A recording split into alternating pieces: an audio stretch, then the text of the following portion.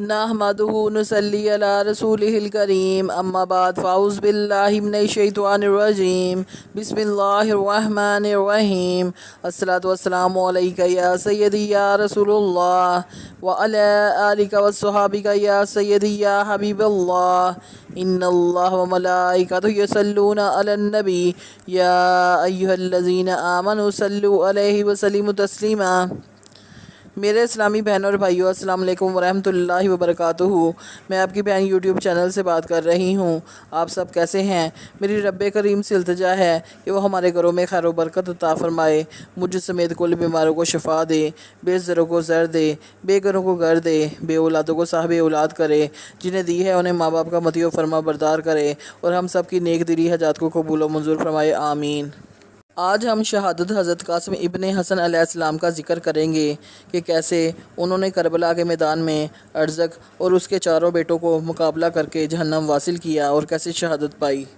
हज़रत कासिम बिन हसन अलैहिस्सलाम की शहादत। हज़रत अब्बास अलमदार अलैहिस्सलाम की लाश को दफन करने के बाद इमाम आली मुकाम वापस खैमों में तशरीफ़ लाए, जंग की तैयारी की, अपने जिस्म पर हथियार लगा रहे थे कि हसन अलैहिस्सलाम का लाल शहज़ादा कासिम दस्ता बस्ता सामने खड़ा हो गया और अर्ज़ की, चचा जान, क्या मैं अहले बैत में से नहीं हूँ? फरमाया, बेटा क्यों नहीं? इब्ने हसन अलैहिस्सलाम ने फिर कहा, तो फिर मुझे शहादत का मर्तबा हासिल करने से क्यों महरूम किया जा रहा है? मैं अभी तक इसी इंतज़ार में रहा कि आप खुद मुझे मैदान में जाने का हुक्म फरमाएंगे, मगर शायद मुझे बेगाना समझकर दीन पर कुर्बान होने की सादत से मायूस किया जा रहा है।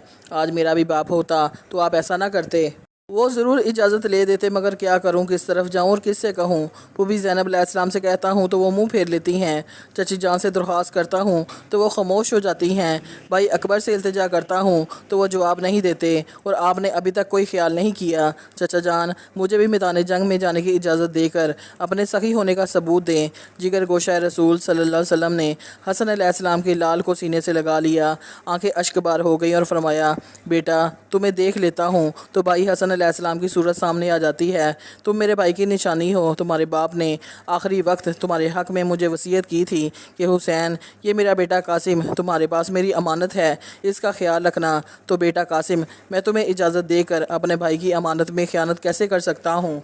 जाओ बेटा, आराम करो और अपने चचा जान पर रहम करो। नूरे निगाह हसन अलैहिस्सलाम ने अर्ज़ की, किबला ये तो ठीक है, लेकिन आज अगर मैं अपनी जान बचा गया तो कल क़यामत के दिन मैं अपने बाप को अपनी सूरत ना दिखा सकूँगा, और उस वक्त मैं दादी फ़ातिमा अलैहिस्सलाम को क्या जवाब दूँगा जब उन्होंने पूछा कि कासिम, मैदान करबला में जब मेरा प्यारा हुसैन अलैहिस्सलाम मुसीबत में मुब्तला था तो उस वक्त तुमने मेरे बेटे हुसैन अलैहिस्सलाम की क्या मदद की थी? और फिर जब नाना मुस्तफ़ा सल्लल्लाहु अलैहि वसल्लम ने फरमाया कि हसन अलैहिस्सलाम के बेटे कासिम को लाओ जो हक़ व बातिल के मार्के में अपनी जान बचा गया, तो दरबार मुस्तफ़ा सल्लल्लाहु अलैहि वसल्लम में क्या मुँह लेकर जाऊँगा? या इमाम, देखो ओनो मोहम्मद निसार हो गए, अब्बास अलैहिस्सलाम जान दे गए और हुर और वहब जो बेगाने थे वो कुर्बान हो गए, मगर मैं अभी तक मुंह देख रहा हूँ। चलो मुझे अपना समझ के ना सही बेगाना जान के ही इजाज़त दे दो। सईदा ज़ैनब अलैहिस्सलाम पास ही खड़ी थीं।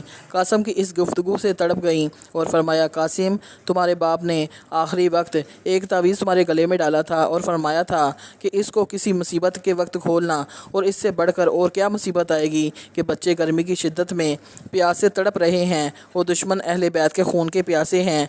आओ मैं इस तवीज़ को खोलूं। सईदा ज़ैनब अलैहिस्सलाम ने कासिम के गले से तवीज़ खोला और पढ़ा। इसमें एक ख़त था जो हज़रत इमाम हुसैन अलैहिस्सलाम के नाम था। लिखा था कि भाई हुसैन अलैहिस्सलाम, मैदान करबला के हक़ व बातिल के मार्के में मेरे बेटे कासिम को भी शहीद होने की इजाज़त दे देना, ताकि दीन व ईमान की हिफाजत की खातिर मेरा खून भी शामिल हो जाए। बीबी ज़ैनब अलैहिस्सलाम हज़रत कासिम अलैहिस्सलाम को दोबारा इमाम पाक की खिदमत में ले आईं और अर्ज़ की, भाईजान, अब तो कासिम को इजाज़त देनी ही पड़ेगी। अली अलैहिस्सलाम के लाडले ने फरमाया, क्यों? सईदा अलैहिस्सलाम ने हसन अलैहिस्सलाम का ख़त पेश कर दिया। ख़त पढ़कर हज़रत हुसैन अलैहिस्सलाम ज़ारो ज़ार रोने लगे और कासिम को फरमाया, बेटा जाओ, तुम्हें इजाज़त है, मगर ज़रा मेरे सामने खड़े हो जाओ ताकि मैं आखिरी बार अपने भाई हसन अलैहिस्सलाम की निशानी को जी भर के देख लूँ। हज़रत कासिम ने फूफी ज़ैनब का शुक्रिया अदा किया और इमाम पाक के पाँव चूमे, हथियार पहने और आखिरी बार सबको सलाम के کے نعرے لگاتے ہوئے میدان میں جا پہنچے اور فرمایا، اے ظالموں، اونو محمد نے تمہیں آخری دم تک بھی بتایا نہیں ہم کون ہیں، مگر آؤ میں تمہیں بتا دوں کہ میں کون ہوں۔ پھر آپ نے یزیدی لشکر کو مقابلے کی دعوت دی۔ عمر و سعد نے دیکھا تو بول اٹھا، بہادرو خبردار، یہ علی کا پوتا اور حسن کا بیٹا قاسم ہے، ایک ایک ہو کر اس کے مقابلے میں نہ جانا۔ آپ نے 3 بار للکارا مگر کسی کو مقابلے میں آنے کی جرت نہ ہوئی، لیکن آپ خود ہی میسرہ کے لشکر پر حملہ آور ہو گئے اور ایسی شان حیدری دکھائی کہ فرشتے بھی مرحبا پکار اٹھے اور پھر میمنہ پر بجلی کی طرح گرے اور دشمن کی صفیں الٹ دیں۔ حسن علیہ السلام کے لال کی تلوار تھی کہ بجلی کوند رہی تھی، جس طرف گرتی کوفیوں کو خاکستر کرتی چلی جاتی۔ میمنہ سے رخ موڑا تو قلب لشکر میں جا پہنچے اور لاشوں کے ڈھیر لگا دیے۔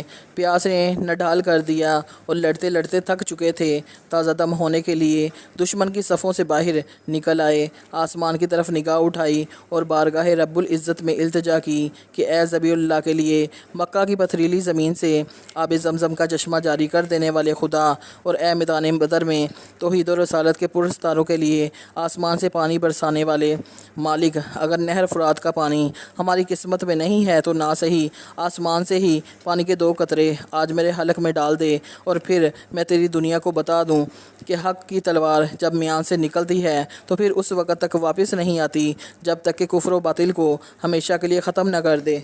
مگر ہاشمی شہزادے کی یہ التجا قبول نہ ہو سکی اور پردہ غیب سے یہ آواز آئی کہ اے امام حسن علیہ السلام کے لال، میں اگر چاہوں تو خاک کربلا سے ہی چشمے ابال سکتا ہوں اور کوفہ کے اسی ریگستان سے ہی آب حیات پیدا کر سکتا ہوں، مگر یہ تو نوشتہ تقدیر ہے جسے آج تم ادا کر رہے ہو، اور یہ منشاء الہی ہے جسے تم پورا کر کے باطل پرستی کی دیواریں ہلا رہے ہو، اور اگر پیاس بجھانے کی تمنا ہے تو حوض کوثر پر آؤ۔ عمر و سعد نے امام حسن علیہ السلام کے لال کا یہ انداز جنگ دیکھا تو گھبرا کر چلایا کہ اے شام و عراق کے بہادرو، آج تمہاری جرت کہاں غارت ہو گئی؟ تم میں سے کوئی اٹھے اور قاسم کو قتل کرے۔ اس کے انداز جنگ اور اس کی جرت و شہہ سواری سے پتہ چلتا ہے کہ اگر یہ 3 دن کا بھوکا اور پیاسا نہ ہوتا تو اس کی تلوار ہم سب کا خاتمہ کر دیتی۔ اور پھر ارزق سے کہا کہ لشکر یزید میں تم سب سے زیادہ بہادر و تجربہ کار ہو، اس لیے قاسم کے مقابلے میں تم جاؤ۔ ارزق نے جواب دیا کہ اس چھوٹے سے لڑکے کے مقابلے میں جانا میری توہین ہے۔ عمر و سعد نے کہا کہ اس کے لڑک پن کو نہ دیکھو، یہ دیکھو کہ یہ حسن مجتبیٰ کا بیٹا ہے، شیر خدا کا پوتا ہے، اس کے ہاتھوں میں شمشیر حیدری ہے اور اس کی رگوں میں بھی علی کا خون ہے۔ ارزق نے جواب دیا کہ اچھا، اگر اس کا قتل میرے ہی ذمہ ہے تو پہلے میں اس لڑکے کے مقابلے میں اپنے لڑکے کو بھیجتا ہوں، وہ بھی بڑا شاہ سوار ہے۔ الغرض ارزق کا لڑکا بڑے ہی تکبر و غرور سے نیزہ ہوا میں لہراتا ہوا میدان میں آیا اور حضرت قاسم کو آواز دی کہ ہمت ہے تو میرے سامنے آ، اور پھر یکا یک حق و باطل کی 2 تلواروں کی جھنکار سے فضائے کربلا گونج اٹھی۔ حضرت قاسم نے نیزہ مارا جو اس کی ٹانگ پر لگا، وہ لڑکھڑاتا ہوا گھوڑے سے گر پڑا۔ جناب قاسم فوراً گھوڑے سے اترے اور اس کے لمبے لمبے بالوں کو اپنے ہاتھوں میں لپیٹ کر اور گھما کر اس زور سے زمین پر مارا کہ اس کی ہڈیاں اور پسلیاں ٹوٹ گئیں اور اس کی قیمتی تلوار کو پکڑ لیا۔ پھر ارزق کا دوسرا لڑکا مقابلے میں آیا اور وہ بھی جناب قاسم علیہ السلام کے ہاتھوں واصل جہنم ہو گیا۔ پھر تیسرا آیا اور ہاشمی جوان کا نیزہ اس کے سینے سے پار ہو گیا۔ پھر چوتھا آیا اور حضرت قاسم علیہ السلام کی تلوار نے اس کے بھی 2 ٹکڑے کر دیے۔ اور پھر ارزق کی آتش غضب بھڑک اٹھی اور ایک تیز رفتار گھوڑے پر سوار ہو کر فولادی تلوار ہوا میں لہراتا ہوا مقابلے میں آیا اور آتے ہی ہاشمی شہزادے کو نیزہ مارا۔ علی کے بہادر پوتے نے وار بچا لیا۔ ہاشمی جوان نے تلوار ماری، ارزق نے روک لی۔ ارزق نے پٹا گھمایا، قاسم نے داؤ بچایا۔ قاسم نے بانک ماری، ارزق نے ڈھال پر اتاری۔ ارزق نے زنجیر گرا دی، قاسم نے کھول دی۔ قاسم نے بند باندھا، ارزق نے توڑ دیا، اور پھر ایک دوسرے پر تلواروں کے وار ہونے لگے۔ ہاشمی جوان نے تلوار اٹھائی تو ارزق دیکھ کر کہتا، قاسم یہ تلوار تو میری ہے، تمہارے ہاتھ کہاں سے آ گئی؟ حضرت قاسم علیہ السلام نے فرمایا، تمہارا پہلا بہادر بیٹا دے گیا ہے۔ پھر حضرت قاسم علیہ السلام نے ارزق سے فرمایا کہ تم تو بڑے بہادر و شاہ سوار ہو اور تمہاری بہادری و شاہ سواری کی دھوم تو شام و عراق میں ہے، مگر اتنے بے وقوف ہو کہ گھوڑے کے تنگ کا بھی ہوش نہیں ہے۔ ارزق دھوکہ کھا گیا اور شرمندہ ہو کر گھوڑے کے تنگ کو دیکھنے کے لیے نیچے کو جھکا تو حسن علیہ السلام کے لال نے فوراً تلوار اٹھائی اور ارزق کی گردن پر ماری اور وہ تن سے جدا ہو کر زمین پر گر پڑی۔ اے قاسم علیہ السلام، تیری شجاعت پر قربان، تیری ہمت پر فدا، تیرے حوصلے پر نثار اور تیرے انداز جنگ پر صدقے، کاش کہ تمہیں کہیں سے پانی کے 2 قطرے مل جاتے اور تیری شمشیر حیدری سے شکست خوردہ باطل پھر قیامت تک نہ اٹھ سکتا۔ ہاشمی شہزادہ لشکر یزید کے میسرہ پر بھی عقاب کی طرح جھپٹا، میمنہ پر بھی بجلی کی مانند چمکا، قلب لشکر میں بھی شیر کی طرح پنجہ رن ہوا، ارزق کے 4 بہادر لڑکوں کو قتل کیا اور پھر ارزق کو بھی واصل جہنم کیا، مگر ابھی تک حضرت قاسم علیہ السلام کے جسم پر ایک خراش تک بھی نہ آئی تھی۔ اور پھر لشکر یزید کی طرف دیکھا تو سامنے عمر و سعد بیٹھا ہوا نظر آیا۔ اس کو قتل کرنے کے ارادے سے پھر لشکر میں پھنس گئے اور چاروں طرف سے دشمن میں گر گئے اور تلواروں اور برچھیوں کی بچھاڑ سے 27 زخم آپ کے جسم پر آئے، اور پھر شیش بن سعد نے آپ کے سینے پاک میں نیزہ مارا جو پار ہو گیا، اور آپ اسپِ تازی سے فرش زمین پر پڑے اور پکارا، یا امام مجھے سنبھالنا۔